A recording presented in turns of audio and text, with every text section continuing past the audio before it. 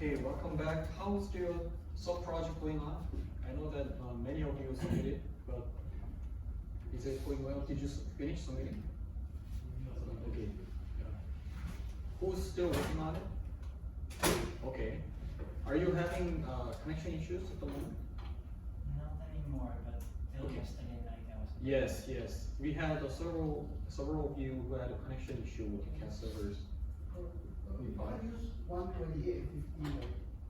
1, 28, and 50. Those servers are done, but you can connect anything in between. Okay, so today we are going to talk about the frequency response part number 1, because part number 2 will be covered later in the module. Part number 1, we are going to talk about the Bode plot, the transfer function, the Miller effect, and the single stage amplifier frequency response. And when we say frequency response, it's about how well the transistor amplifier behaves at higher frequencies.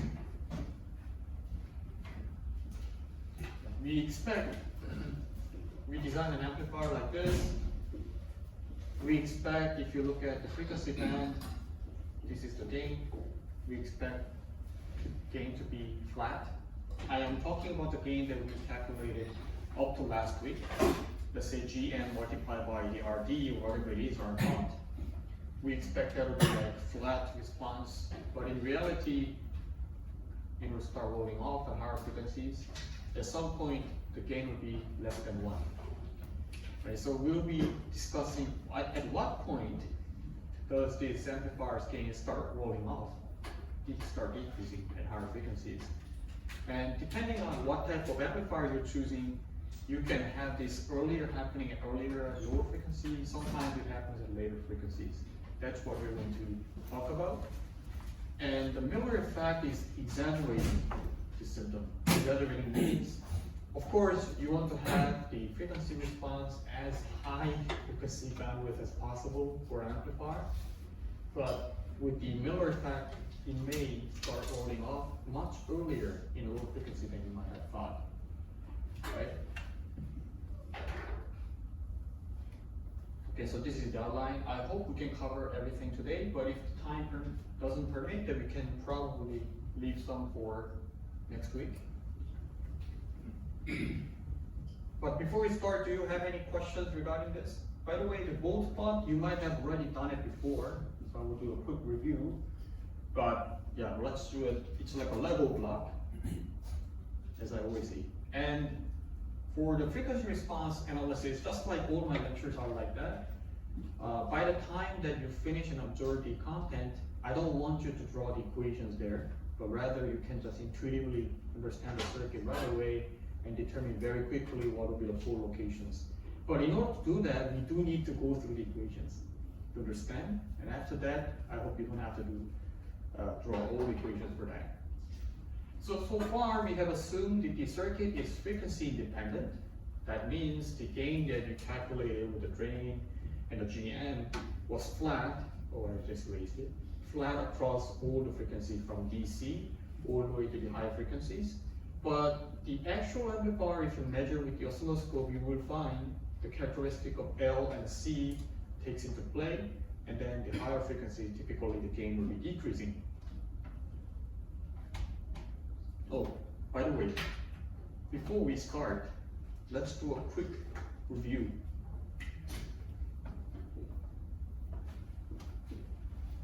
Again, this is the gain. And then I said the gain will start decreasing like this. Does this type of response in the frequency remind you of any filter that you have studied before? So clearly it's a low pass filter, right? And how do you know if a low pass filter or not? Let's say you have a capacitor and resistor. How do you form a low pass filter? Do you remember?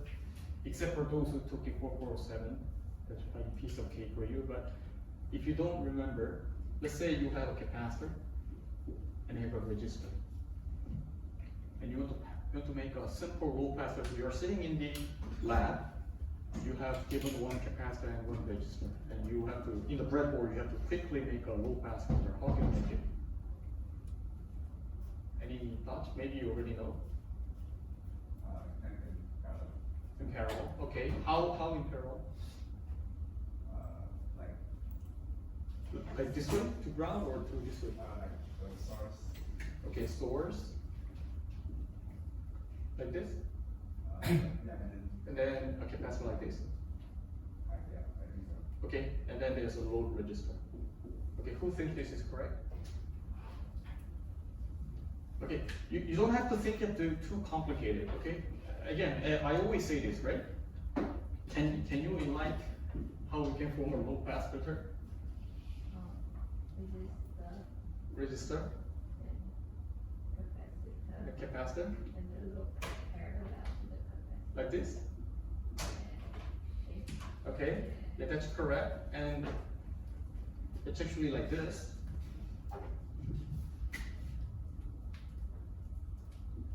Okay, like this. And how do you know if this is a low pass filter? You don't have to write any equations, yes? Because the impedance is like 1 divided by omega c, which means that if we have a low frequency, very low frequency, so 1 divided by almost 0. Mm-hmm. Is, Very high answer price. That's right. Which means that the small frequencies will pass through. Correct. So what I'm saying is, what you're saying is absolutely right, thank you.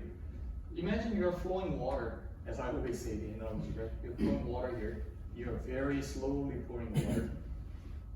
The water cannot leak because there's disconnect, right? All the water will be flowing through the load. Hence, you will be seeing some output values. Means that you will be seeing some output values because you are measuring from the low side. But at very high frequency, capacitor, the vibration will pass to the other side. Means that at very high frequency, it's shorted. If it is shorted, you start pouring water here. There's high resistance through this path and almost no resistance through this path. Of course, all the water will be shunted to ground. Then if you start measuring here, you see nothing because there's no current flowing, there's no voltage drop. That means you're seeing 0. So at very high frequency you see 0, in between you will be seeing something. So this is a low pass filter. And that's how you're going to intuitively understand if it's a low pass filter or high pass filter. High pass is the opposite. Right? So at DC, this capacitor is blocking the way. No current is measured from the outside. You see nothing there. At high frequencies, it passes, then you start seeing something else, something going up, so it's high pass filter. Why am I telling you this? Is because if you look at the amplifier's frequency response at high frequency, it resembles that of the low pass filter, which means somewhere in the amplifier inside, intended or not intended, there's a shunt path with the capacitor, meaning that the capacitor goes to ground. That is causing the amplifier output to fall off at high frequencies. So today what we're going to look at is where does that capacitor come from? The capacitor to ground. That's basically what we're going to do. We call it a pole. A pole is a capacitor to ground. 0, on the other hand, is a high pass filter that is series to the path of what you're looking at. So today, at the end of today's lecture, you'll be identifying, okay, by looking into the schematic of the amplifier, I can identify, okay, the poles, which means the ground, capacitor connected to ground, are here, here, and here. And here is the 0, which means the signal path in series with the capacitance. Yes? Can we create low pass or high pass filter by using? Can we create a low pass filter by using inductor? Yes, of course, we can also do that. Let's put aside that topic. We'll first cover this and come back to that. But absolutely, we can do that. But integrated circuit, on the other hand, unlike the off-the-shelf, we prefer not using explicit resistors and capacitors because of the area constraint. If you can avoid using the we call it passive component, that's better. But what I'm talking about is roll-off is unintended capacitance due to the parasitics. All right? So this frequency-dependent relationship between the input and output is referred to as frequency response of the circuit or amplifier. And if you look at the frequency response in complex frequency, why they're complex? Because it's not immediate at if you introduce capacitor and inductor to the circuit, you try to change the input abruptly, and there's some of the lag, sometimes lagging, sometimes leading. And because of that, we have a complex frequency to show the phase shift. And that in the S domain is with the sigma and j omega. Whereas a steady state, this is for transient, the steady state only the complex form, or j omega is left. So that's called the transfer function. And the transfer function consists of a magnitude and phase, as you already saw in the phase and magnitude plot. And this is where we have both from.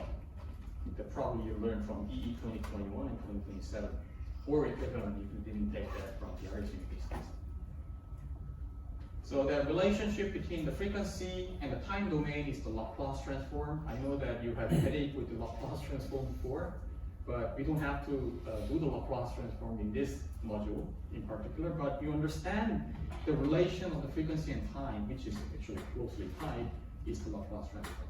And for steady state, we just replace S with the j omega, meaning that the signal function is nothing but the transient, or let's say, when you abruptly introduce the changes in the input, during the state, from that point to the steady state is relevant to the signal. Okay, any questions? All right, let's move on. So for the transfer function, let's say you have an unknown black box, you have the input applied in frequency domain and output in a steady state as well. And you will see that what translates the input to the output is basically the transfer function.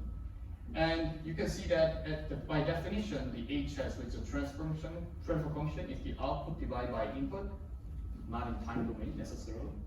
And S refers to the complex frequency where sigma plus j omega. And in steady state means that you have applied the input and then output has settled into one frequency. And that means that steady state where the now S becomes j omega, you can put S replaced with j omega and it becomes h j omega with the absolute with the e to the power of j theta, where the magnitude, here you have the phase component and the magnitude component, where the magnitude component is just from portion, you'll be plotting it. And there's also a phase portion, phase response, which is theta of 2 minus theta of 1. And what I mean by that, probably we'll look into the graphic representative, that's easier to understand. What implies here is that if you have changed the input in time domain,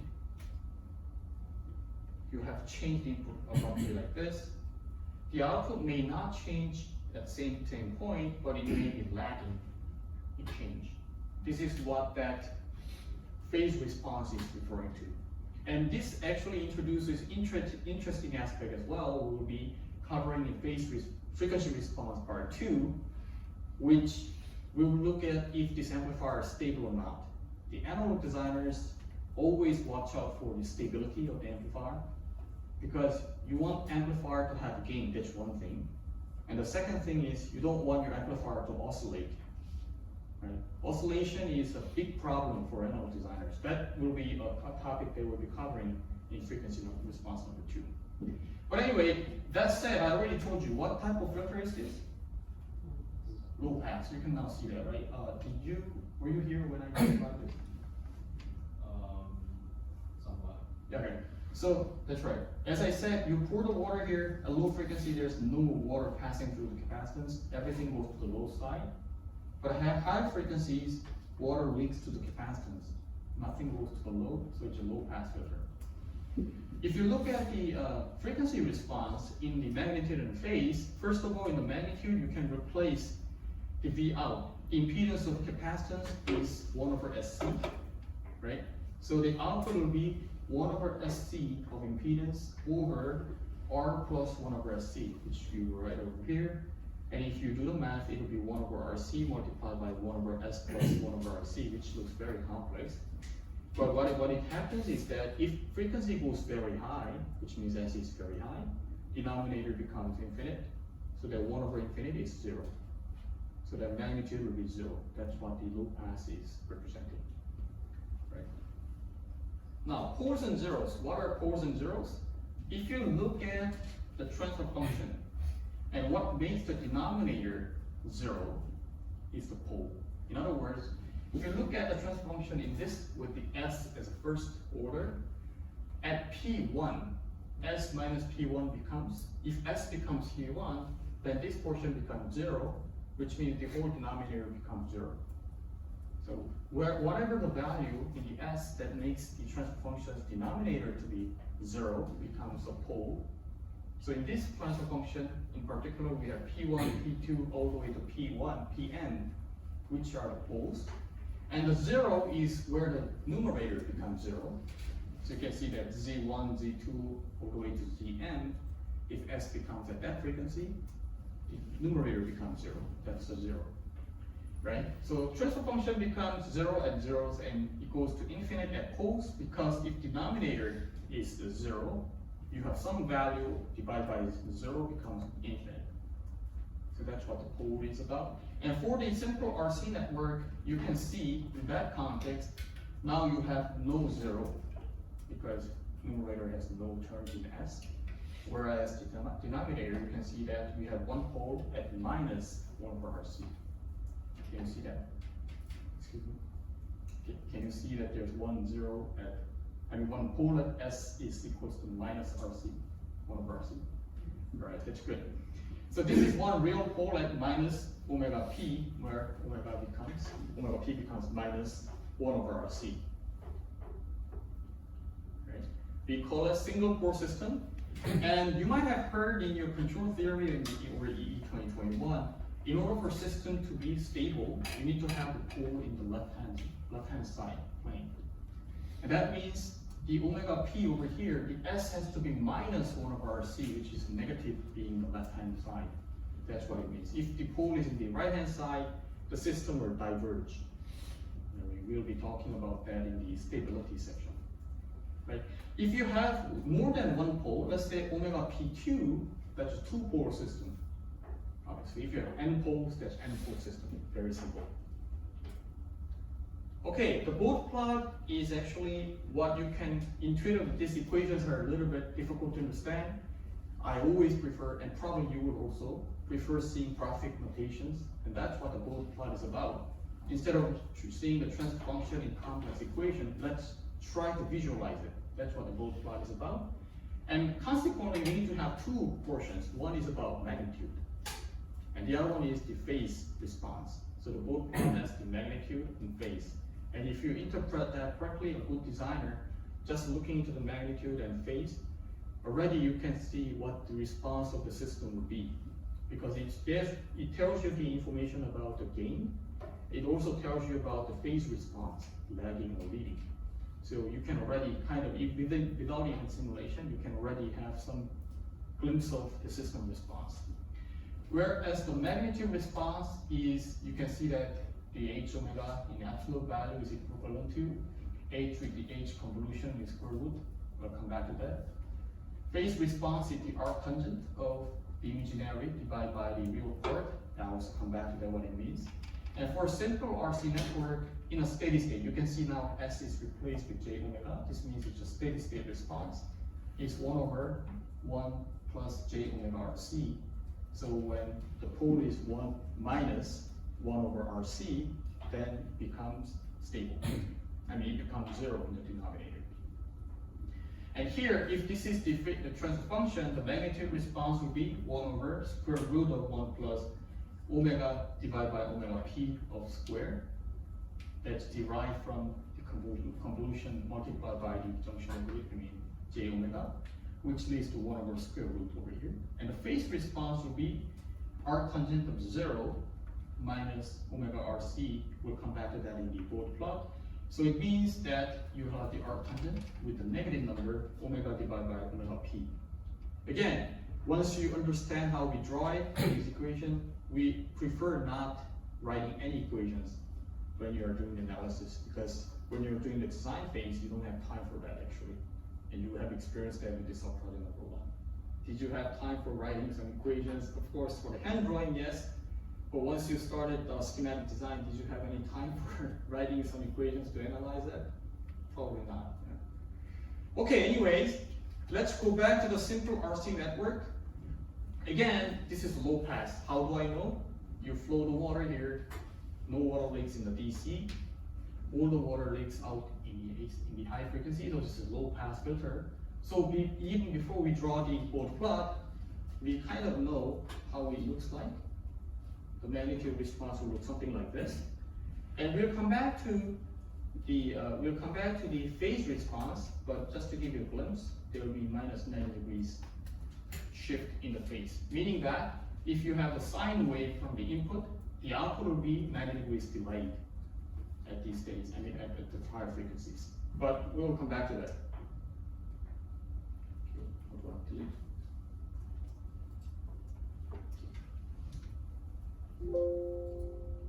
Sorry.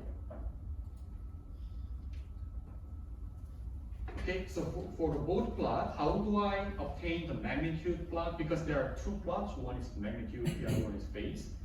For the magnitude, you split that into two, it's actually three. One is if the frequency of interest is well below the pole, let's say pole is over here.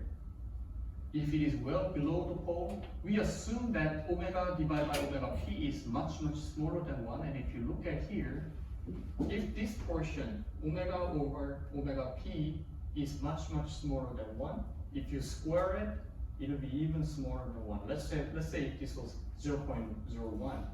If you square it, it will be 1 over 10,000, which is, if you 1 plus 1 10,000, that's 1. So if you have 1 here, square root of 1 is 1.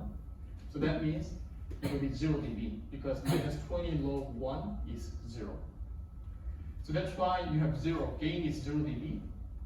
If it is well below the P, you will assume that the gain is just 0 dB. But when the point of omega is equals to omega p, you can see that omega divided by omega p becomes 1. So square root of 2 is what you're getting. It's 20 log square root of 2. That's why there's 3 dB. We probably have heard about the 3 dB frequencies a lot. The meaning of 3 dB is that the power becomes half. The voltage becomes 0.7 of times of it. But anyways, at that point, it's minus 3 dB, because you can see from the definition, 1 over 1 is 1, and if you 1 plus 1, that's 2. Square root of 2 becomes 20 log of square root of 2 is becoming minus 3. Consequently, the third point is where the frequency is higher than the pole. Let's assume that in that case, we simplify. Both plot is about simplification. We assume that omega divided by omega p is much, much greater than 1. So if you assume that it's much, much greater than 1, what it becomes is, you have roll off of minus 20 dB per decade, because depending on the frequency, the 20 log portion will be different. So it becomes 20 log omega p minus 20 log omega, where the omega is the frequency of interest. And it means, if you look carefully, omega p is a fixed value, the whole fixed constant. And depending on your frequency, the higher the frequency, you have minus 20 log portion always multiplied. So this means past the pole location, you have minus 20 dB per decade for off. And what is minus 20 dB? This one also, this is a review session today, but minus 20 dB, what does that mean per decade? You already know that. Just Brain refresher. times the frequency by 10, then the gain will minus 20 dB. 20 dB, right? What does mean by 20 dB?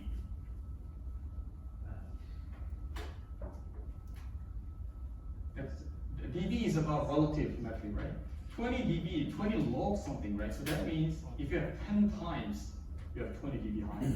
If you have 1/10, it's minus 20 dB. So it means every time you multiply the frequency by 10, let's say from 1 megahertz to 10 megahertz, you have 10 times frequency, then the gain will be dropped by 1/10. That's minus 20 dB per decade.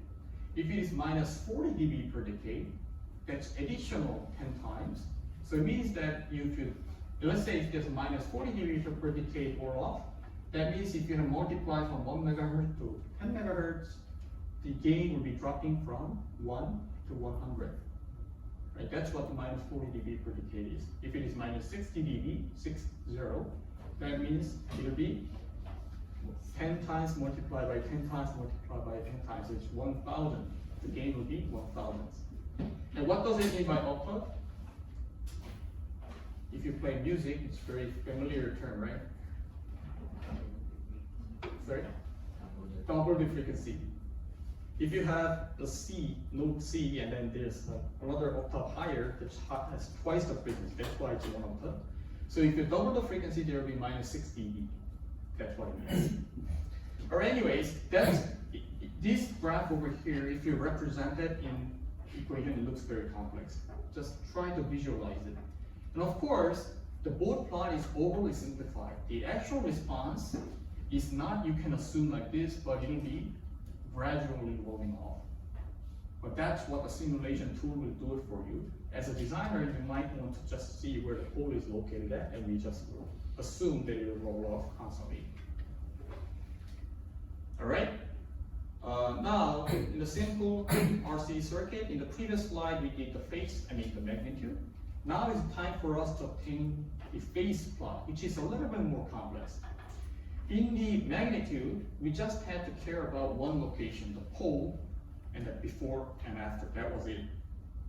Before, in the low pass, is 0 dB. After, it's minus 20 dB per decade if there's one pole. If it's 2 pole, you have minus 40 dB. 3 pole, it is minus 60 dB per decade. But for the phase response, you have to divide into 3 different frequency bands. So if it is the 3 dB frequency where the pole is located at, and if it is 1/10 of that frequency, phase already starts shifting. 1/10 of the pole, your phase already starts shifting. And then 10 times the pole, phase stabilizes. So that's why you have to see, first of all, before 10 of the pole frequency, in between 10 to the 10 times, and then above, beyond 10 times. That's what the phase response looks like.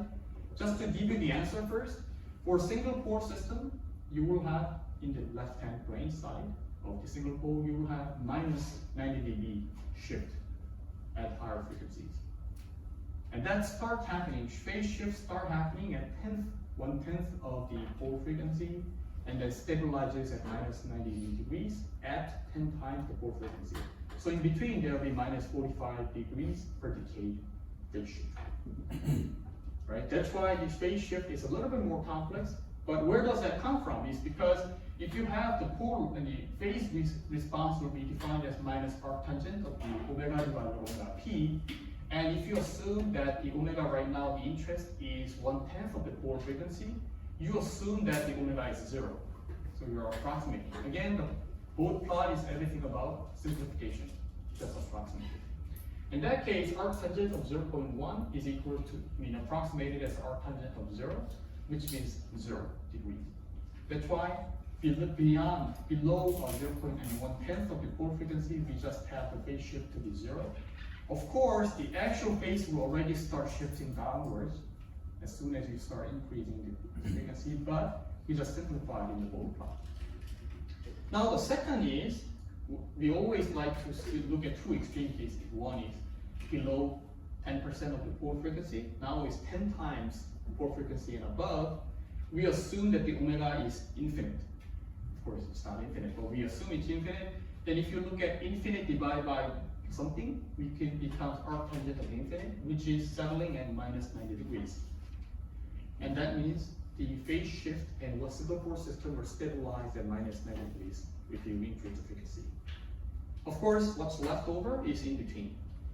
In between, you have omega divided by omega p, that's arctangent of 1, which is minus 45 degrees per decade.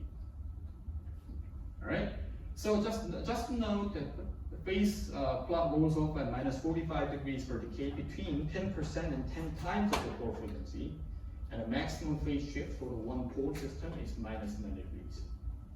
Again, this is about left-hand side pole. I'll come back to that, what it means by right-hand side pole, which is non-existence in the physical world, because you give one energy in the input and it diverges, energy increases. That's not possible, right? But for 0, it is possible to have right-hand side 0. So we'll come back to that as well. Okay, any questions up here? Okay, you might have already learned it. Okay, many of these concepts were already covered in your year 1 and year 2. Particularly year 2, which was really painful, but now probably it's easier for you to understand. Okay, before we move forward, what type of filter is this? Now you know. It's high pass. How do we know? At low frequency, you pour water here, it's blocked. Nothing passes to the load. At high frequency, this is shorted, so the water passes by, you measure something in the voltage. So that's high pass filter. So now we know it's high pass filter. Let's see how we can analyze it in a bold plot. We do the same thing as we did in single pole system.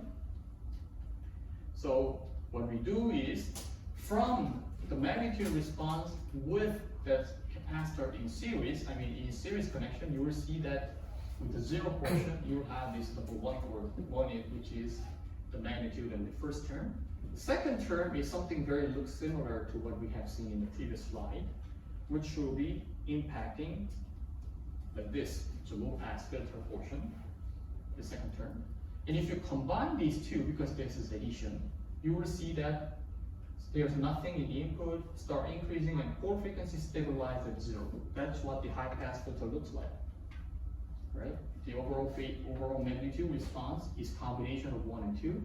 Hence, at the end of the day, it looks like high pass filter. But intuitive understanding, you just start pouring water, you will immediately know the response. All right, this is high pass frequency response. We also need to know what the phase plot looks like.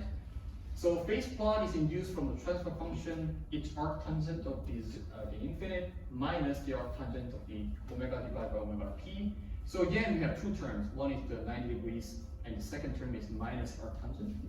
So you can see what it looks like. We will again divide into 3 phases. Below 10% of the pole, above 100%, above 10 times of the pole, and something in between.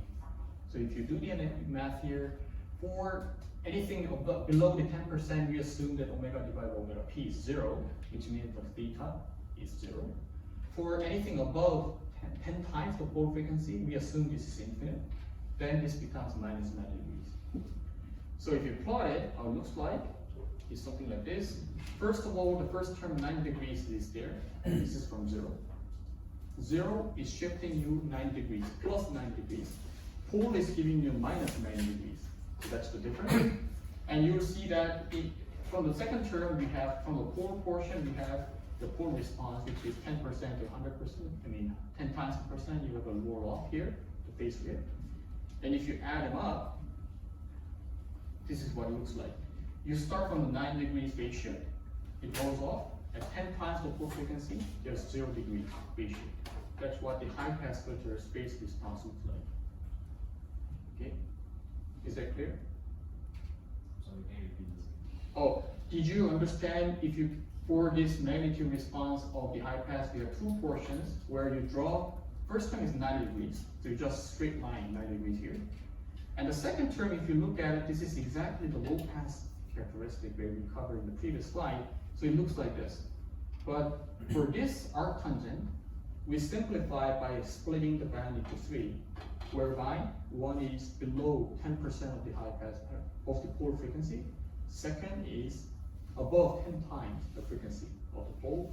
And in that case, here inside the omega divided by omega p, if it is lower than 10%, we just presume that it's 0.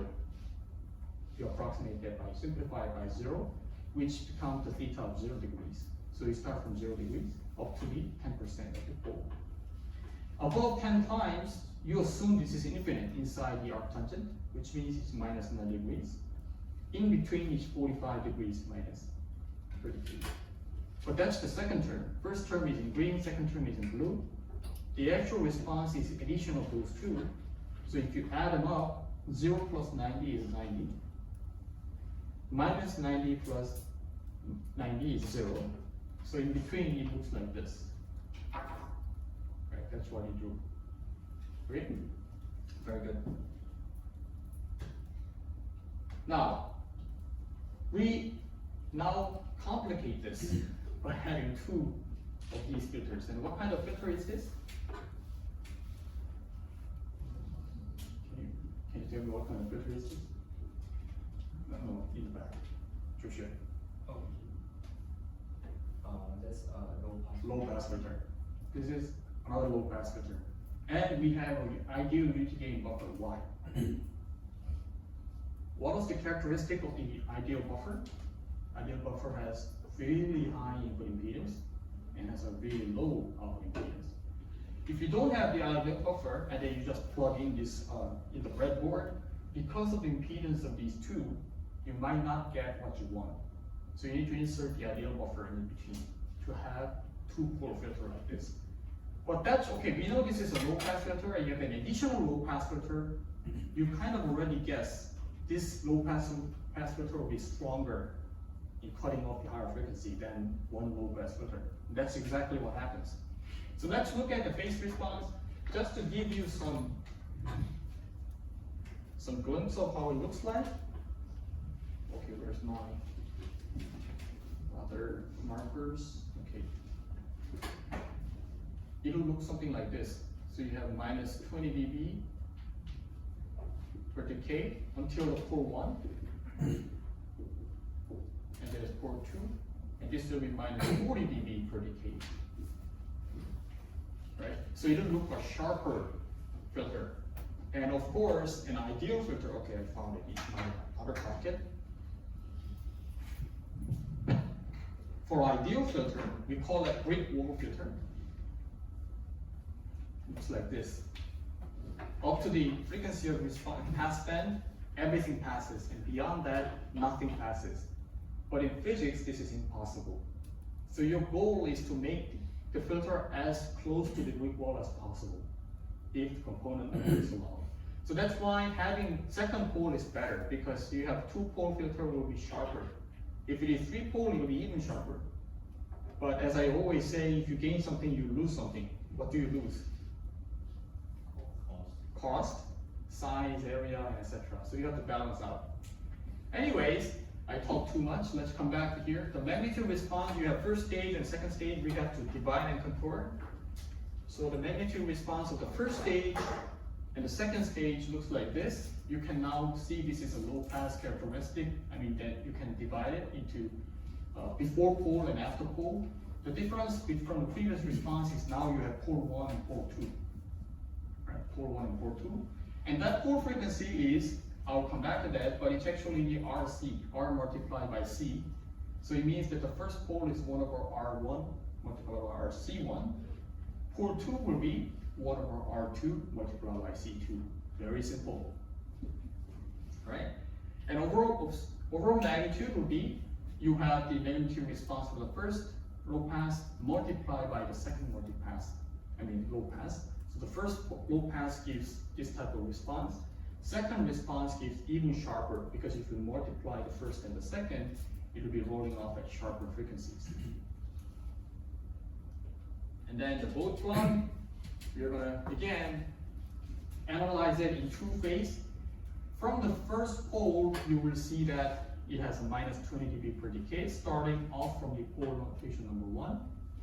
And pole number 2, which has the same response, minus 20 dB per decay, starting from pole location 2. It's addition in 20 log, in the log scale, because in the previous slide, we have multiplication in the voltage. In the log scale, that's addition. So if you add them up, you will see that it will be actually giving a sharper response. Between pole 1 and pole 2, it will be minus 20 dB per decay. Beyond pole number 2, it will be minus 40 dB per decay, which gets closer to the quick wall filter. Okay? Any questions up to this point? I think that's quite clear. Now let's move on to the phase plot, which is a bit more complicated. Even one pole with a phase was complicated because you have to check 2 points. One is the pole, 1/10 of the pole, and 10 times the pole. And now you have to do 2 of these. So let's see how it looks like.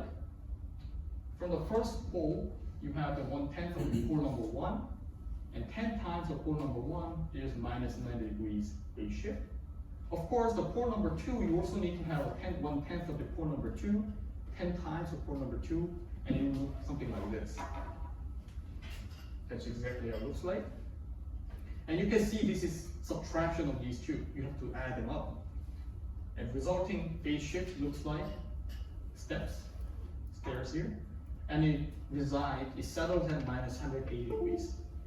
Because the first pole will be giving minus 90 degrees phase shift. Second pole will be giving additional minus 90 degrees. So at higher frequency than 10 times the second pole frequency, you just stabilize in minus 180. Alright? Up to here, up to this slide, you already knew, because you already learned that. But what is the context of this in EE3408C is this. Let's think about it, minus 180 degrees.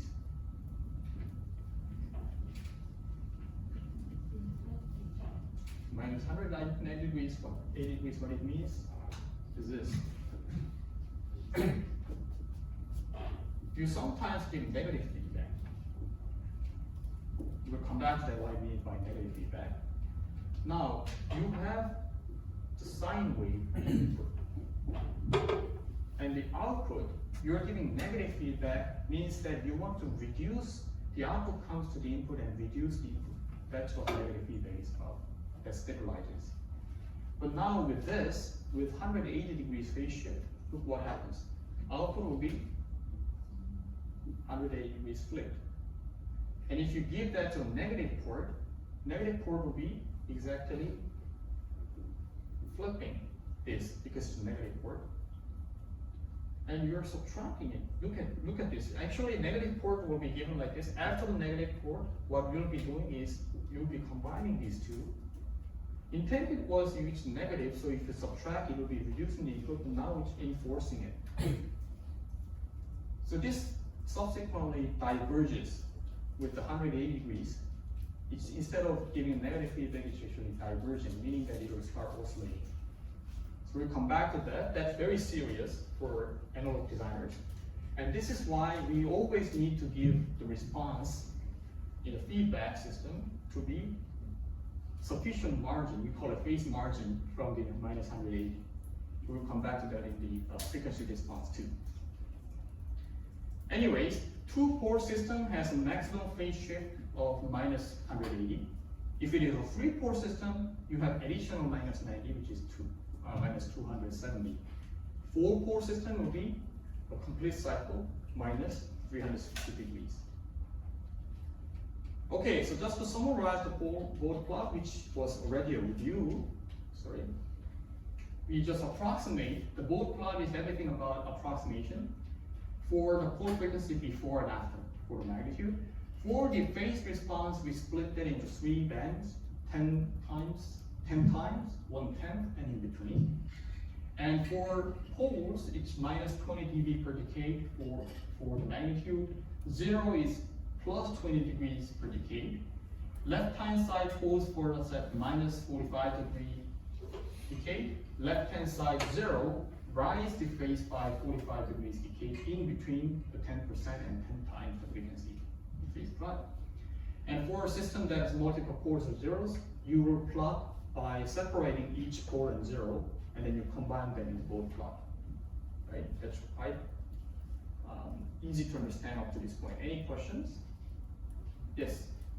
I have a question regarding the name of the frequency where we have -3 dB. Is it called cathode frequency? Sorry? Yes, we sometimes call it the 3 dB frequency. Some people call it knee frequency. Some people call it 3 dB frequency. Some people call it cutoff frequency. Yes. Right. What's the meaning of 3 dB? I already gave you a glimpse of it. If this was a brick wall filter, you don't have to have any interpretation there because you can clearly see this is pass band, this is stop band. But in the real filter, it is always gradual roll off like this. Then you have to define, okay, if this is the ideal board plot, you can already define this is starting off. But you have to also define where it stops passing.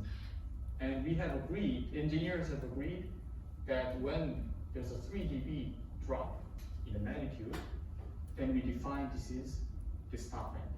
So in physics, physically speaking, this is 0.707 times the pass band. So you still see significant portion of signal passing beyond this, but what's the meaning of it? If you look at it, this is voltage. If you double it, the power will be half. So we define, the engineers agreed, okay, in like a gradual roll off like this, we define where the power becomes half, that's the stop band. Although you still have some tails beyond that, but we have to define where the stop band is. That's how we define it. All right. Now let's go to the example, as we always do. Oh, by the way, who hasn't done the example simulation yet? I believe you have done it now. Example 3, right? Yeah, 3. Okay, that's good. The example 4.1 is circuit on the right consists of 2 RC filters. It's a low pass, double low pass. It's a 2 second order low pass filter. So even before you run the simulation, you can already expect it has minus 40 dB per decade roll off. We just need to confirm from the simulation. Now with the R1 and R2 is 1K, C1 is 1.6 microfarad, C2 is 160 picofarad. Now calculate the pore frequencies. How do you do that? You just multiply C1 and R1, which becomes 100 Hertz, which is quite low. P2 is one over R2 C2, which becomes 1 megahertz. And phase shift will be minus 35 from the P2. Now P1 is minus 45 degrees. We already learned that from the previous slide. And for this, we will use the AC analysis. Okay, it's not transient, it's not DC, but it's AC analysis. AC analysis tells you the smooth signal response, right? If you run the AC, it will be plotting over frequency, the magnitude, and the phase. And you'll see this is how it looks like. This is the V input and the V1 and V out. And you can see the V out, it's a little bit difficult to see, but if you look at it, you can see there are 3 components, 3 segments, where the board plot predicts there's no change in the gain, but the actual simulation already start falling slightly. And then there's a second phase, and then there's a third portion. This is actually 0 dB, minus 20 dB per decade, and minus 40 dB per decade. If you plot the phase, it looks like this. Of course, the phase we also approximate it by having 10% or below of the pole 1, and etc., which is quite off, but you can see the trend is the same. You have this stepwise response. Okay, any questions? Okay, as I always request, I actually ask you to run this simulation. It's quite simple. This one is not as difficult as you might have guessed. The ideal unity gain buffer, you can find it from the AHD lib. You can just plug it in and then give the gain of 1. Ideal buffer means that you have infinite input response, input impedance, and 0 output impedance. So that will be what you're getting.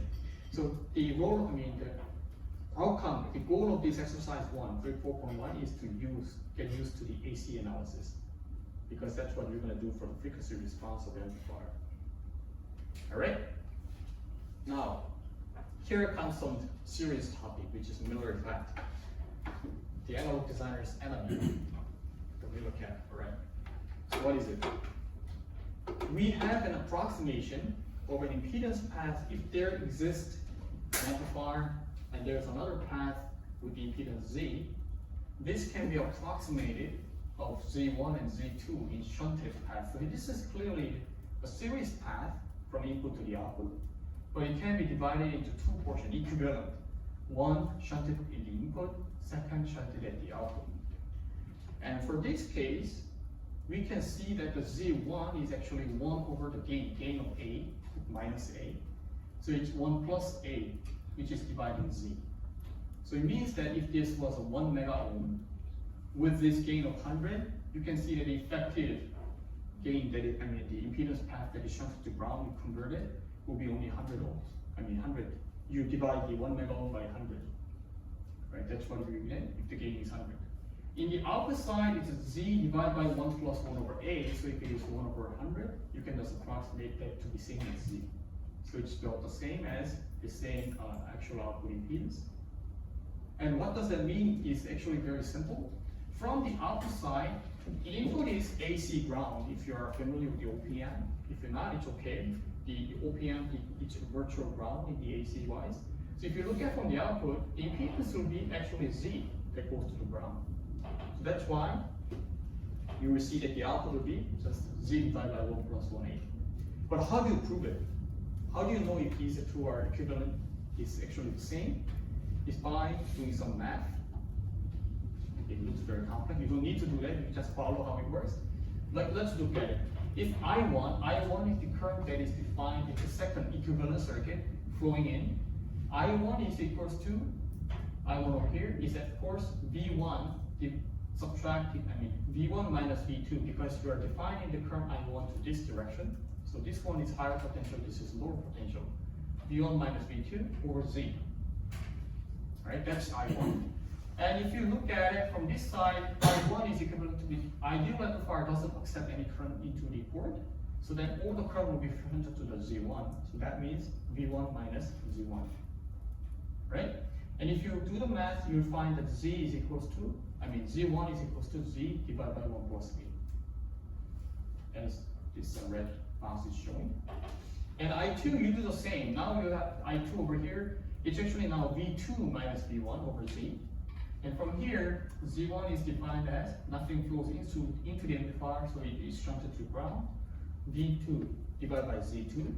And if you sanitize it, Z divided by 1 plus 1 over 8. Okay? And what is this? Why do we have to know about this? Is that, let's think about it. Let's assume we have a capacitance here. Okay, that capacitance has an impedance.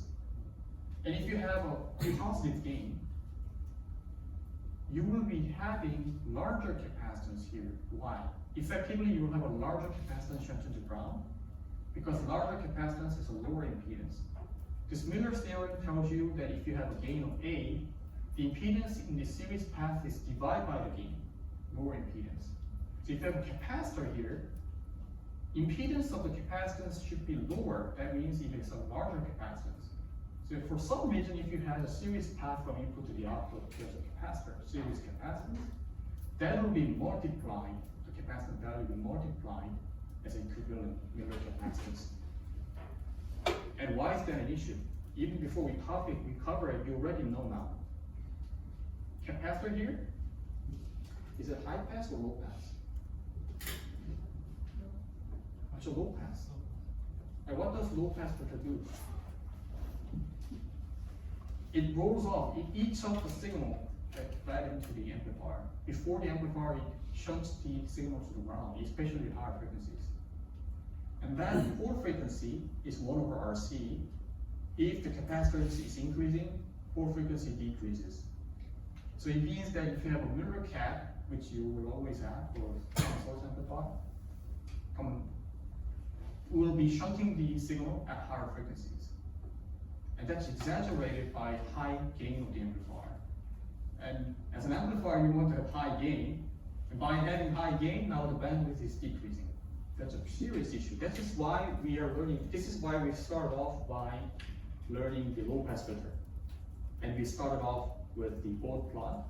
Now we learn about the Miller capacitance, Miller effect. And if you replace this series capacitance, for some reason, if there's capacitance between the input and the output, there is, then it will be multiplied by gain effectively. And that actually decreases the bandwidth of the amplifier. This is what we call a Miller capacitor. Right? So again, I say if there's a series capacitance from input to the output, effectively the C1 at the input is the same as capacitance in the series path multiplied by the gain. To be more accurate, gain plus 1, but if gain is over 100, it's just 101 is 100, right? Even 41, I would say it's 40. Don't worry too much. As far as the gain is high enough, that's shunted. And C2 is actually 1 plus 1 over A, which is 1, so it's C. So output side, the capacitance shunted to the ground is not as significantly reducing compared to the input side.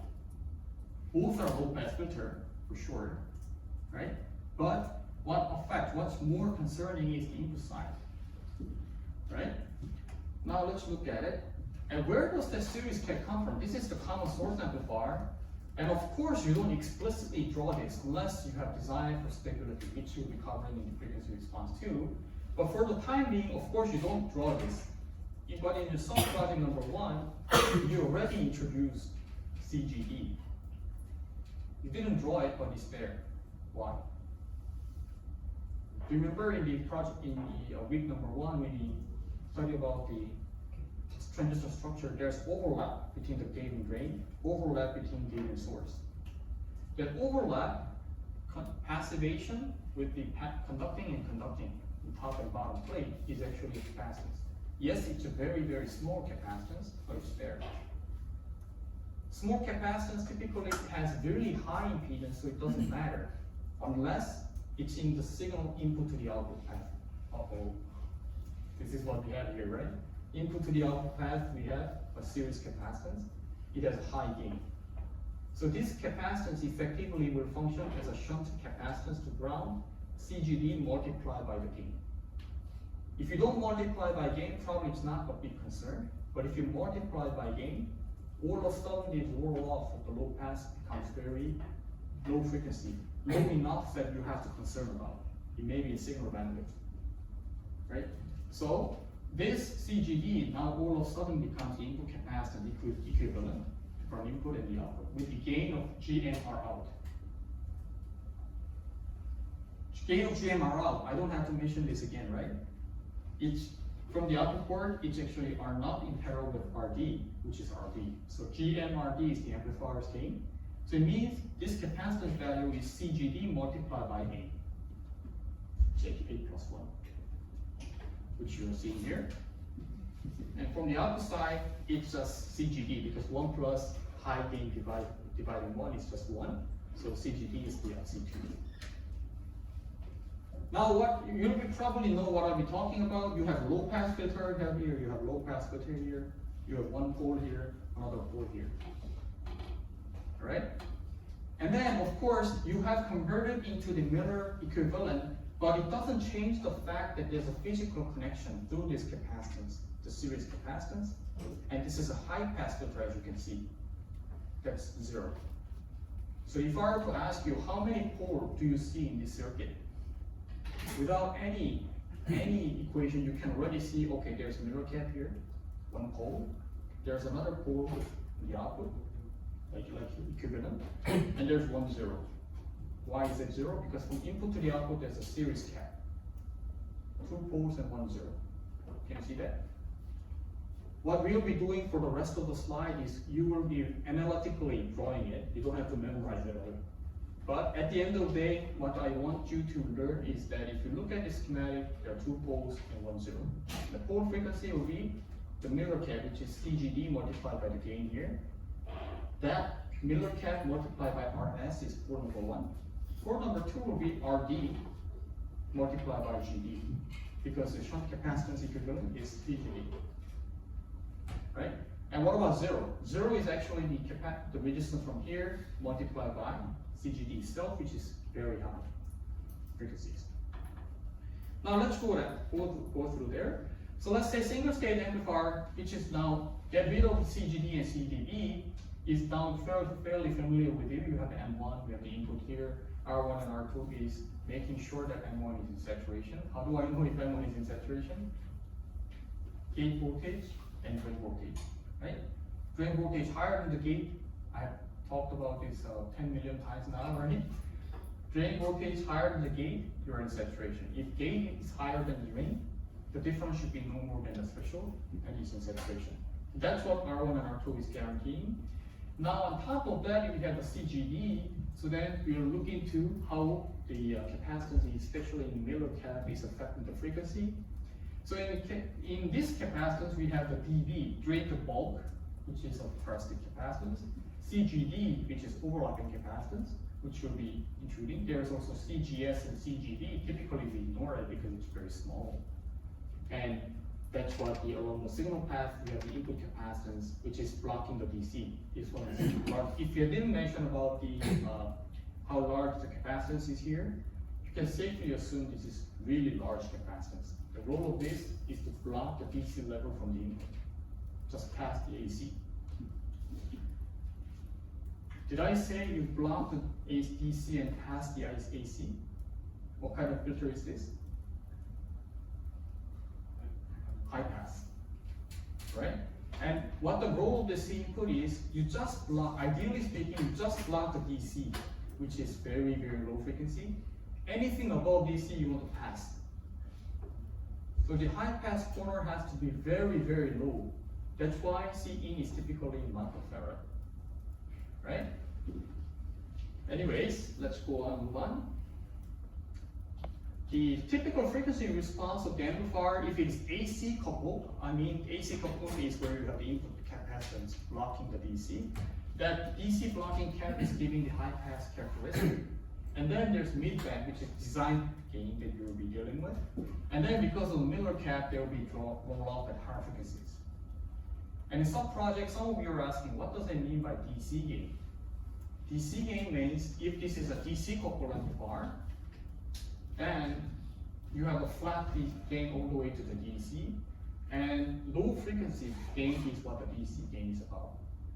And since we didn't add any DC blocking cap in your subproject number 1, the gain at DC is equivalent to whatever the gain we learned. That's what it means by DC gain.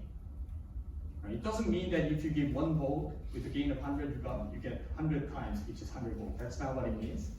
It means it's the AC signal gain of 1 millivolt becomes 100 millivolt if the gain is 100, and that happens at low frequency. That's what the DC gain is. All right? Now, AC coupling and bimatrix capacitors, we already learned about it. Just nutshell is that you usually have a mid-band gain if it is AC coupled.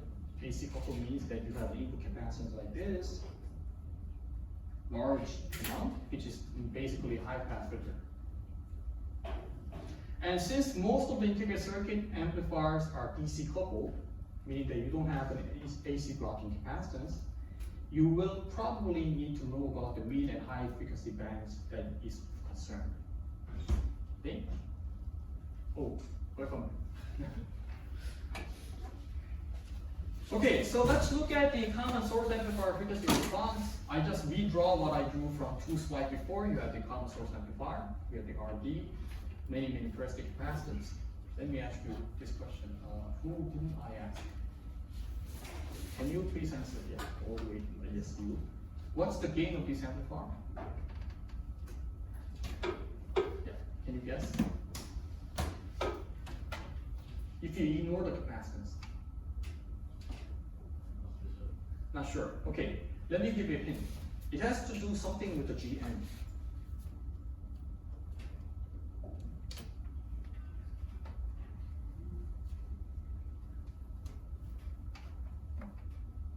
Let's say it's GM. Can you guess what the gain is? Do you recall what the gain was if you had the GM? Let's not get into drawing the equivalent circuit because that's not what I want. GM R out. And R out here will be RD because R naught in parallel with RD is R naught is higher than RD, much higher. So it's actually minus GM RD, and minus means 180 degree split, right? Now that's the gain of this amplifier, but that's, as I said, DC gain, the low frequency.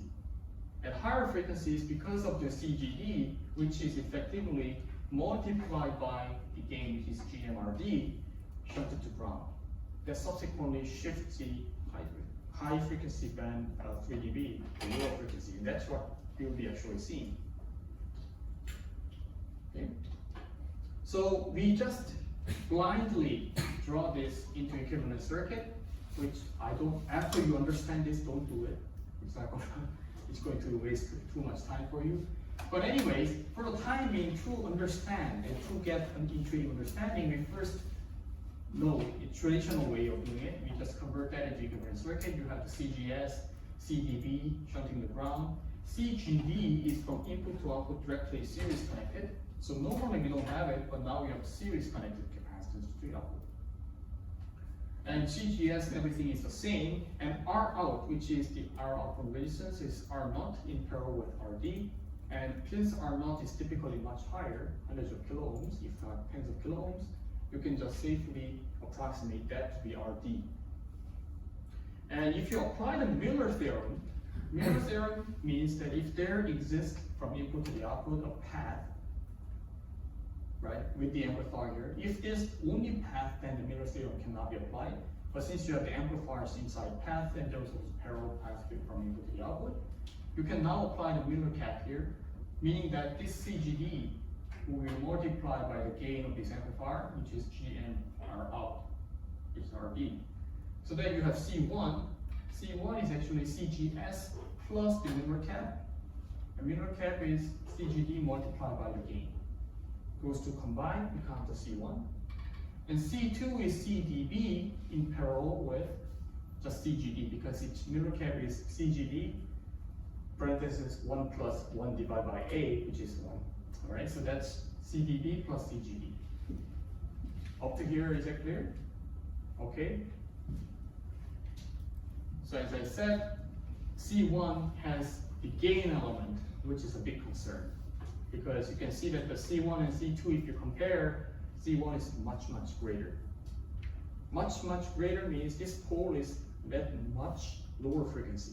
And that's the problem. Pole at the lower frequency attenuates the gain. Right? And I will do the math for you so you don't have to struggle.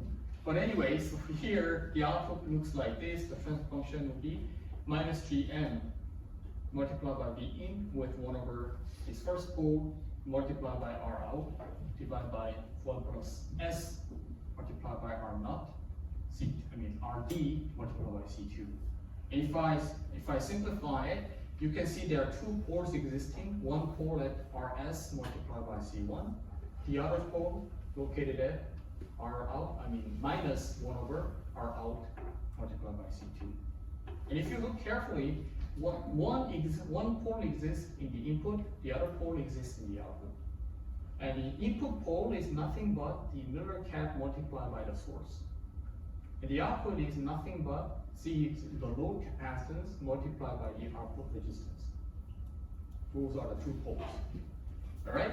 So usually because of the gain which is high, the pole location of pole 1 is much lower than pole 2.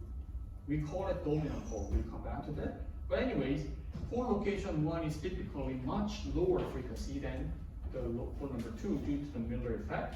meaning that it is multiplied by the gain. And that means if you look at it, now it comes back to our review. So we have two poles, one is P1 and P2.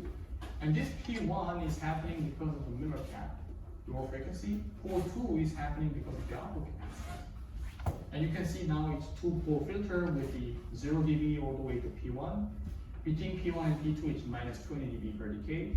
From P3 and P2 it's minus 40 dB per decade. Okay? Is that clear? All right. Now, let's look at, without doing the Miller theorem, if you just draw the equivalent circuit as is, this is how it looks like. There's output resistance, which is nothing but R naught in parallel with RD. And from there, you can directly derive the transfer function. And from this transfer function derived directly from the output resistance, you can see there's one pole and 1 0. 1 0 is at the top, or the numerator. You can see that there's 1 0, and there's one pole at the bottom. And you can see that this pole on the denominator, S has to be a negative number to make the denominator to be 0. And then 1 0 over here, S is positive. This means for this particular case, 0 is in the right-hand plane, whereas the pole is in the left-hand plane.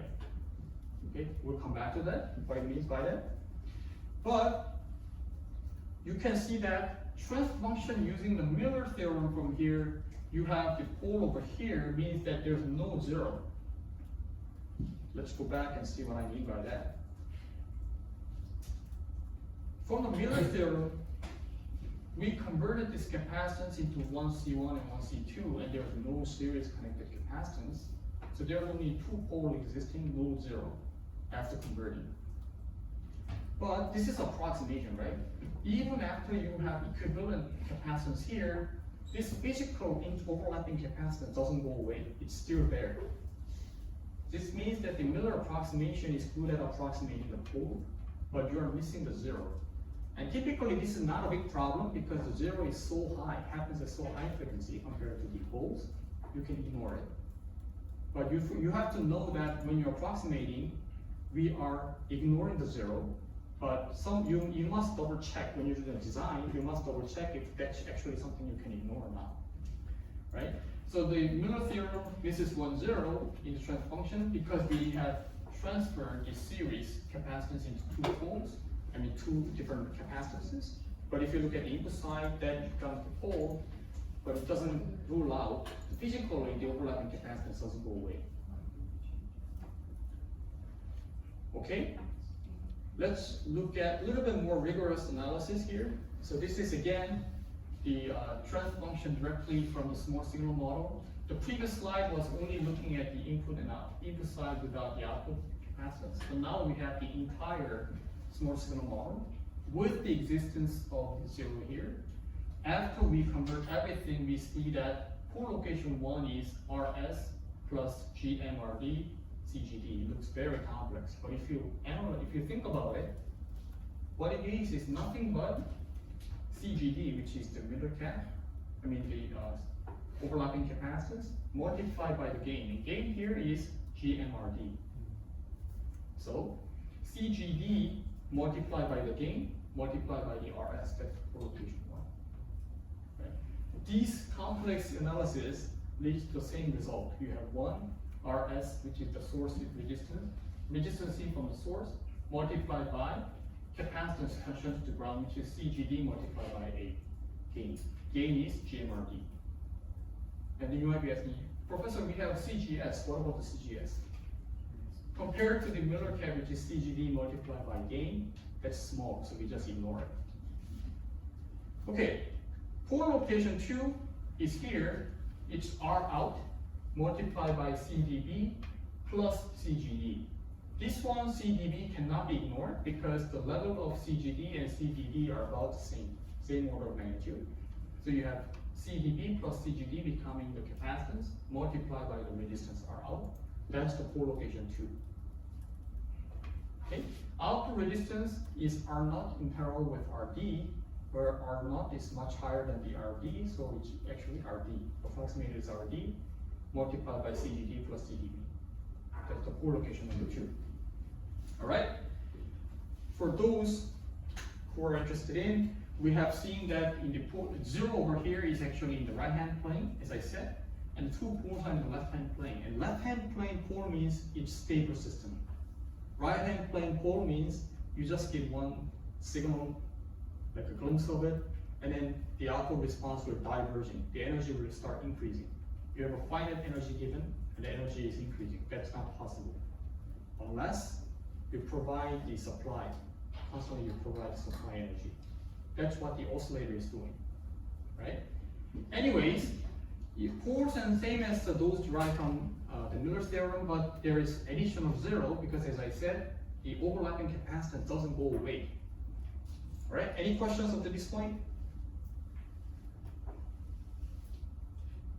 If you are a little bit in doubt after today, I recommend you watch the video again, and then we have a consultation to clarify it.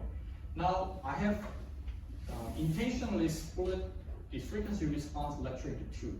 One is covered today, the other one is covered later in this module. We'll learn about stability, but if you don't understand the frequency response in part number 1, it'll be more difficult to understand. It's possible, but it's difficult to understand in part 2. So if you have any doubts, it's better that you clarify weekly by weekly. Okay? Now, what about the mode plots? It looks very complex, but we have 2 poles. Basically, it's the same as what we learned from the 2-pole system, 2-pole low-pass filter, right? You combine it, and you have 1, 0. 0 will be giving positive sign from number 3. So the numerator is actually giving positive response over time, over frequency. And 4 is the fixed term, which is constant as 4 here. And you combine all these together, this is how it looks like. Basically, you have 2-pole response. So this 2-pole response is minus 40 dB per decade, but at 0 frequency, which is residing typically at high frequency, which will give you plus 20 dB. So beyond 0, it becomes now back to minus 20 dB per decade. But typically, this is happening at such high frequency, you don't even have to concern about it, right? What about the phase? Of course, you can expect this. You are involving 2 poles and 1, 0. The phase response will be fairly complicated, but you're going to split 1 by 1. So again, you have 4 terms, 1 from flat response, 1 from 0, right-hand side, and 2 poles. And 0 on the right-hand side is actually giving minus phase response, whereas the left-hand 0 is giving plus response, as you saw in the high-pass filter case. But nevertheless, you split that and you do 1 by 1.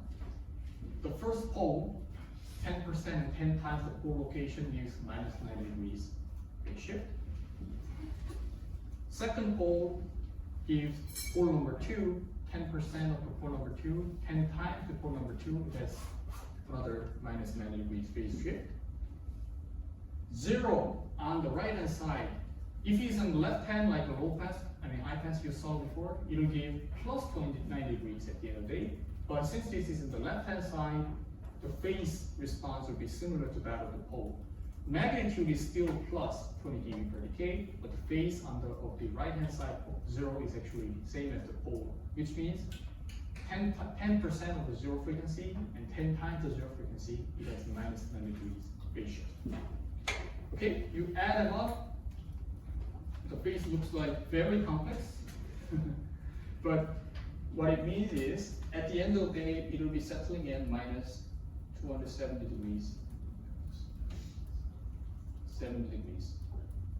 And then also what we need to understand is the actual phase response will be something like this. It's not going to be any sharp. So when you see, like you read a paper or you see an analysis and you see something like this, that's approximation.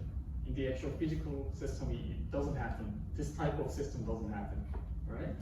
But we still need to approximate because it's important to understand intuitively, quickly, that the response of the system is estimated. That's what the designer should do, right? Especially, I know that you came a little bit late. I recommend you go back and see the recording and then clear the doubts, right? Okay, for multi-pole system, it's also important to understand if there's 2 poles or 3 poles and one of them will dominate the response. That's what we call as dominant pole. So single pole system, you have minus 3 dB point which is called 3 dB frequency and rolls off it easier. But 2 or more poles, you might have to think, okay, do I need to concern these both poles? Or for simple analysis, do I have to just concentrate on one for the analysis?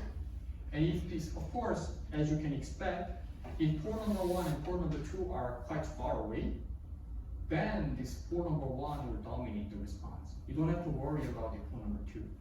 But if port number 1 and port number 2 are close by, you have to consider both cases, both poles. And of course, that's really qualitative term. How close do you say it's close? Right? Engineers don't like qualitative metric, meaning quantitative metric.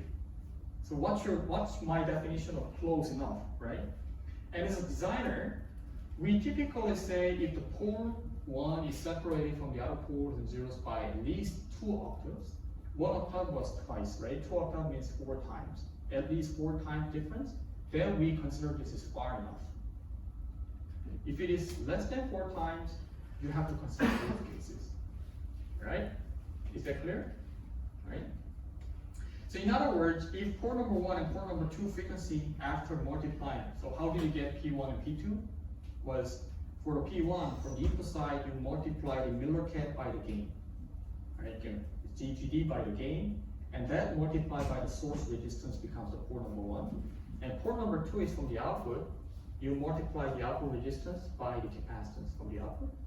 And if you compare these two, if 1 over RC from there and 1 over RC from the output is more than 4 times apart, then the one that has the dominant pole, you might just need to concern about that. But if these two are close enough, you have to consider both cases. And that is covered in tutorial 2, tutorial 1. The one that we didn't cover is about the frequency response.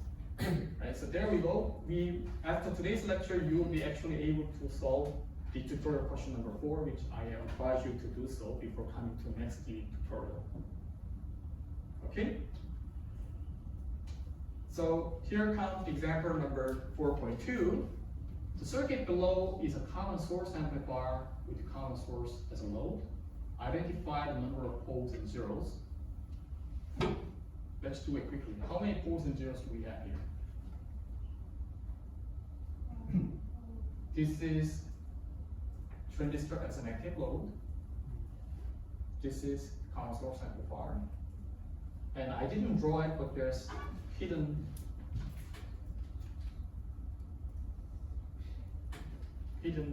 overlapping capacitance that exist here, right?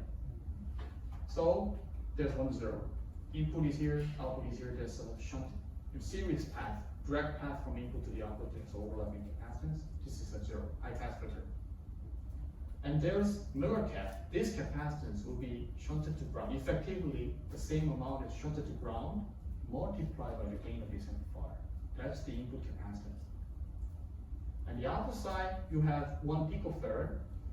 And even without the 1 picofarad, this Miller capacitance will be shunted to the ground. So there's 1 output capacitance. 1 shunting to the output, 1 shunting to the input. 1 pole, 2 pole. So we have 2 poles and 1 0. Can you identify that? Is it confusing? Yes. Okay. Which of these are confusing? Can you see that the input and the output has a direct path through this capacitance? That's a 0. It's high pass filter. That one we know, right? Now, this capacitance, because it's a Miller cap means there's an amplifier from input to output, there's a series path from input to the output. That impedance can be effectively split into 2, 1 in the input side, 1 in the output side. And that impedance can be, this impedance from the series path is divided by the gain. So it's an effective input impedance from the input, this capacitance input, impedance of the capacitance will decrease. And what does it mean by decreasing the capacitance? Impedance of capacitance means you have a larger capacitance. Because impedance of capacitance is 1 over SC. The larger the capacitance, the lower the impedance. So that's why Miller cap is this, although this overlapping capacitance itself is very small, now you multiply by gain. Gain is typically high for a common source amplifier. All of a sudden becomes an issue. You have a shunt capacitance here, another shunt capacitance here. So that's what I'm already giving you some numbers here. And the answer for the first one, identify the number of poles and zeros, 1, 0, 2 poles. And 2, write the transfer function of the amplifier, calculate the pole and zero frequencies. Okay, pole frequency here is input resistance multiplied by the Miller cap. Miller cap being CGD multiplied by the gain. And what is the gain? Gain is GM, R out. R out is R02 in parallel with R01. Right? Can you identify that? Gain is GM multiplied by R02 in parallel with R01. That already know now, right? That multiplied by the GD multiplied by R is the pole number 1. Pole number 2 is CP, C is load capacity 1 pico, plus the GD, which will be shunted to ground in the output in the mirror cap, multiplied by R02 in parallel with R01. That's pole number 2. Alright? What do I mean? Let's do one by one. Transfer function, you can just draw it directly. Pole and zero frequencies. R01 is 1 over lambda of the ID, which is 67.5K. R out is R01 in parallel with R02, which is 34K. Okay. GM is K prime with the VOD, WOL, which is 1.6 to the power of -3. So the AC, the gain of this amplifier is 54.4, which is 34.7 dB. Right? That 50 gain will be multiplying the CGE. That's why it becomes all of a sudden a problem, because of low pass filter characteristics. If you do that, C1, which is the Miller cap, CGD multiplied by the gain is now 2.7 picofarad. Just to give you as a rule of thumb, as a circuit designer, if you see something like a picofarad in the integrated circuit, that's alarming you. That's already giving you alarm. 1, if it is in the signal path, that's a Miller cap. 2, even if it's not a signal path, integrating 1 picofarad on chip will consume a lot of area. That costs a lot, in other words. And C2 will be 50 femtofarad, and that context, the rule of thumb I gave, 50 femto is not a big concern, right? Now in input port, now the input node, the port location is set 2.7 megahertz. How do I know? RS multiplied by the mirror cap. And output node, you have 2 capacitors and load capacitor, which is CO attached, and that becomes 4 megahertz. And I told you about if you determine one pole is dominant or not. Do you think that pole number 1 is dominant pole? No. They're in the same order of magnitude, only about twice difference, even less than twice difference. So in this case, in particular case, you have to concern both poles. You have to draw and you have to watch out for both poles, right? Transmission zero. Transmission zero is that the zero that is existing. You have the GM divided by CGD1, which is divided by pi, that's around 4 or 5 gigahertz. And you can, as imagine, it's very, very high frequency. You don't have to worry too much. And that's why you don't have to worry about the zero most of the time. Any questions here? If you have time, I know that with the sub-project number 1, you're very tired. But if you can actually run example 4.1 and 2, it'll actually make you easier for the upcoming projects. Okay, and that you simulate, you can see the gradual, okay, this looks very real, and that's actually real simulation. The bold plot has very sharp raw points, that's not real. But anyways, you can see that the pole is settling, and the frequency response of the magnitude and the phase are shown over here. Okay, and for gain simulations, I advise you multiple times to not run the transient simulations before you run the DC, because you want to make sure that the transient is in single saturation before you do any gain. But for the gain, getting gain, there are actually 3 different methods. Okay, most of you in subproject number 1 use the transient analysis, meaning that you gave the sine wave of fixed amplitude, output is changing at fixed amplitude, you divide the output amplitude by input amplitude, that's the gain. That's okay, right? Second way is to use the DC sweep, meaning that you sweep the DC, and then you will get, this is also large signal model, you will look at the gain nonlinearity. This can also get the gain by slope of the V out versus the V in. In other words, if you have a change in the input like this, that result change in the input by 1 millivolt in this DC sweep, you get 10 millivolt, then the gain is 10. Right? That's what the DC analysis gain is about. Third is the use of magnitude response, in other words, AC analysis, which gives you the magnitude and phase. That's more accurate. Why? Because the transient analysis, you have to run the simulation from low frequency all the way to high frequency to get the amplitude in low frequency and high frequency. Whereas the AC gain response in the AC already gives you the magnitude of the frequency versus the gain. So there are three methods of doing it. It's up to you which one to use for the gain. But for the frequency response, you definitely need to run the AC analysis, right? So I believe everyone used transient for subproject number 1 to get the gain, right?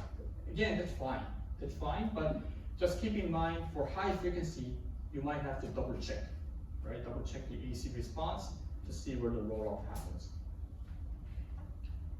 Okay, we are almost there for today. I know that I'm flooding too much information today, but do you remember I said, there was also a question from one of the students, why do we use common gate amplifier compared to common source amplifier? And I already gave you some glimpse that the frequency response of common gate amplifier tends to be better than that of the common source amplifier, right? So we are doing that analysis here. Common gate amplifier has the input from the source of the transistor and the output from the green. And now let's take these parasitic capacitors into play. The gain of this common gate amplifier is what? GM, right? If you look at the RS, it's looking from RS from this side is R naught multiplied by GM multiplied by RS. That's the R naught looking into this side in parallel with RD. This is very high in parallel with RD, so you only see RD here. So gain of this this common gate amplifier is GM RD, right?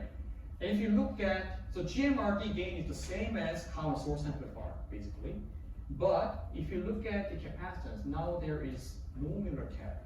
Why? Input to the output, there's no direct capacitance. There is one indirect through this base, but that's not a concern. If there exists a Miller cap directly connecting the input to the output, then we'll have the same problem. You have to gain multiplied by the shunt capacitance, but there's no direct capacitance. So the pole number 1 here is actually RS multiplied by CGS plus CSB, with 2 as CSB and CGS is a small amount multiplied by the RS, that's high frequency. Now pole number 2 is CDB plus CGD multiplied by RD, that's pole number 2, but there's no 0. Okay, can you see that? Again, the 0 is happening where there you find that input to the output, there is a capacitance that connects the input to the output. That becomes an issue. Now, if you draw the equivalent circuit, this is how it looks like. I draw the equivalent circuit with the CS and CD, where the CD becomes these two capacitors added. S is becoming the CSB plus CGD and CGS. And if I do the more analysis, again, after looking, you understand how it works, you don't have to memorize this, don't do that please. You do the same way we did with the common source amplifier, meaning that you draw this one point and you run the KCL. V input minus Vs divided by Rs, this is what this current source is about, and the source current coming in is about. The other side is Vs SCS plus the current caused by this voltage control current source. And you can do the same with the V output. You got this. Now there's no 0, and we have 2 poles existing. No 0 because there's no S term in the numerator. There are 2 poles that you can see. One pole here, the other pole here. And pole locations are RD, CD, and 1 over RS. RS multiplied by CS.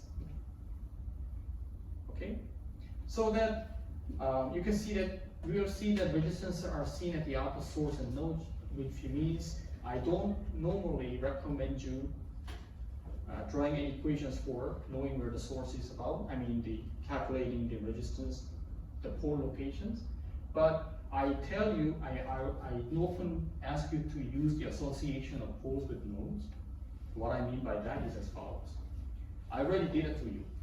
So for example, if I were to find the pole location of this amplifier, you just simply look at this node, at the input node where the capacitors are located at, in particular the poles that goes to the ground.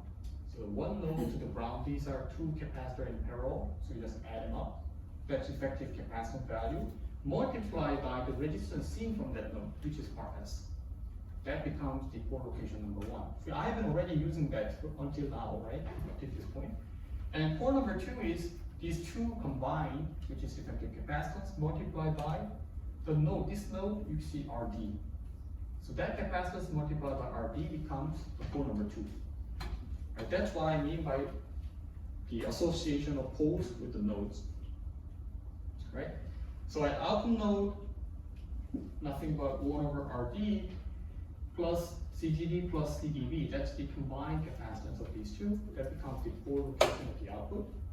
Pole location at the input is 1 over R equivalent, which means that you have CSB and CGS multiplied by RS in parallel with, now in this, it's a bit different.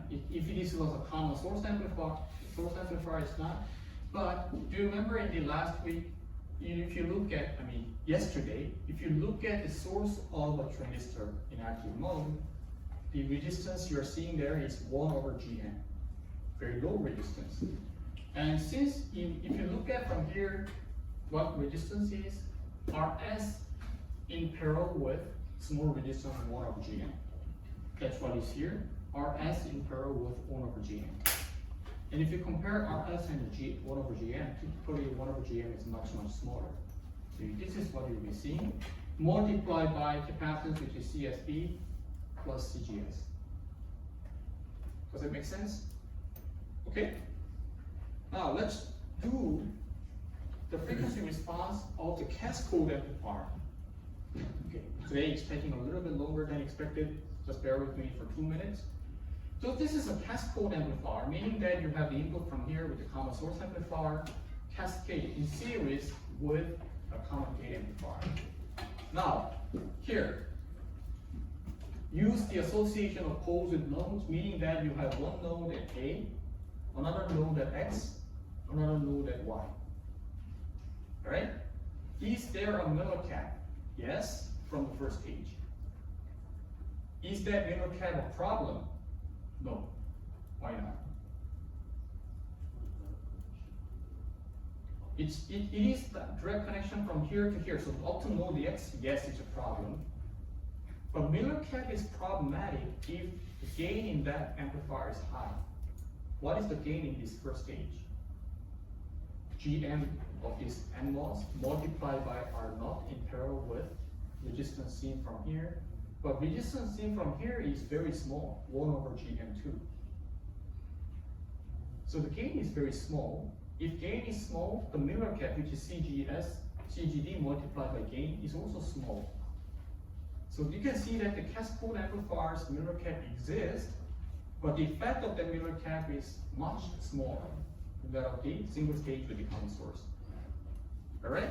Anyways, if I were to do the analysis here, at node A, I have CD1 multiplied by the gain, which is A1, which is smaller because, as I said, gain is GN divided by GN2, which is very, very small. So that small A1 means that Miller cap of this one is not a big problem. It exists, but it's not a big problem. And the node association with, the pole association with the node means RS multiplied by these two capacitors combined is pole number 1. Pole number 2 is RX, these two capacitors combined when R01 in parallel with small resistance 1 over GM2. That's pole number 2. Pole number 3 is here in the node output here. R02 in pair with RD, which is just RD, multiplied by these two capacitors combined. That's for number 3. All right? So for number 1, I already mentioned to you, it's just these two capacitors combined multiplied by RS. For number 2, which is node X, is you have these capacitors multiplied by R node 1 in parallel with GM, 1 over GM, which is just G1 over GM. You just see the 1 over GM. So that's the port number 2. Port number 3 is from the output. It's RD multiplied by these two. Why just RD? Because R node 2 in parallel with RD is just RD. All right? All 3 poles concatenated, listed over here. Right? And if I were to ask, is there a 0? Yes, there is a 0 here. But since this 0 is very high frequency, you don't have to worry too much. Okay?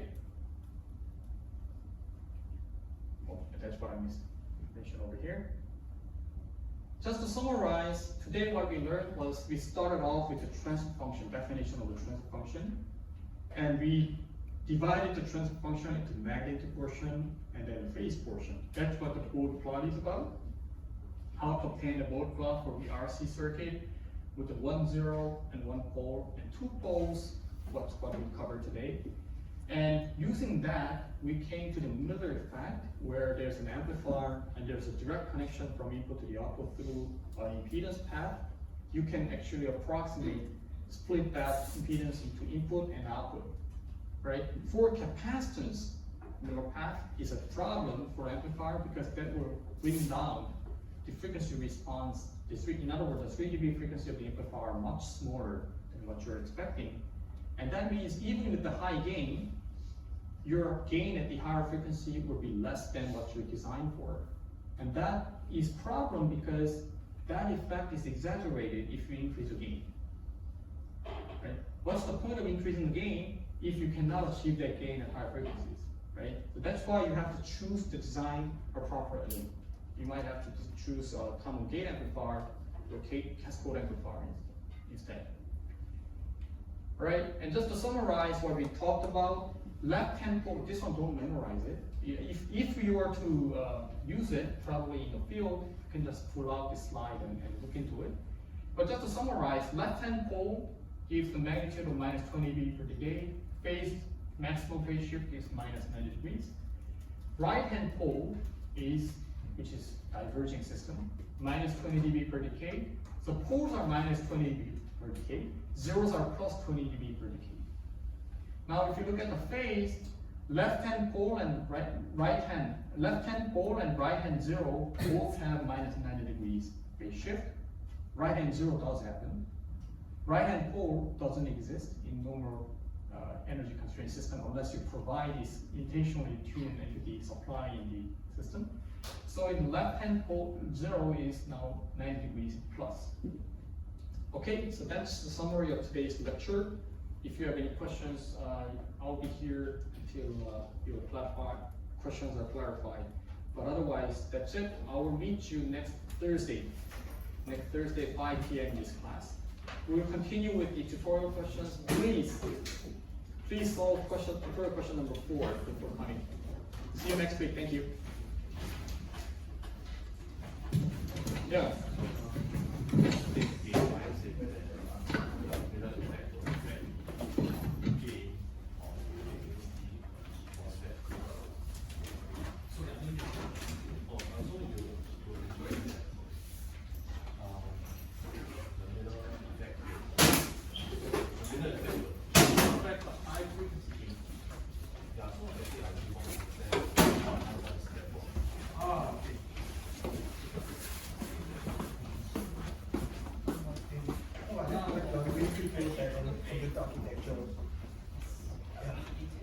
Yes, but I'm not doing that. I'm doing Monday.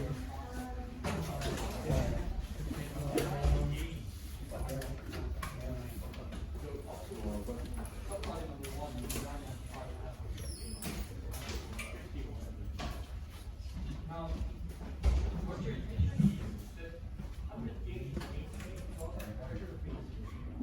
for the node X,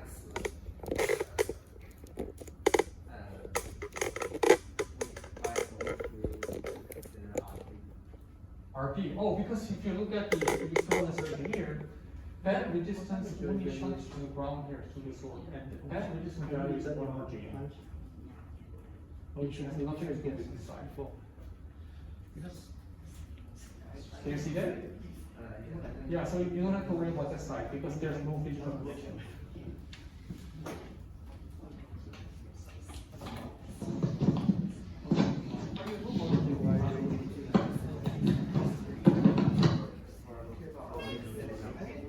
I think they also kind of standing like,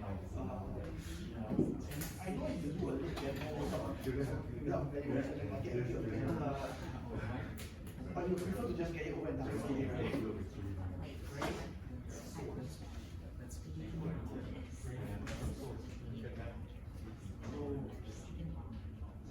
That's why I think it's okay to review on this, but you want to get it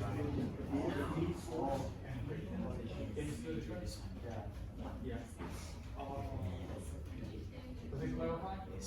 Okay, good.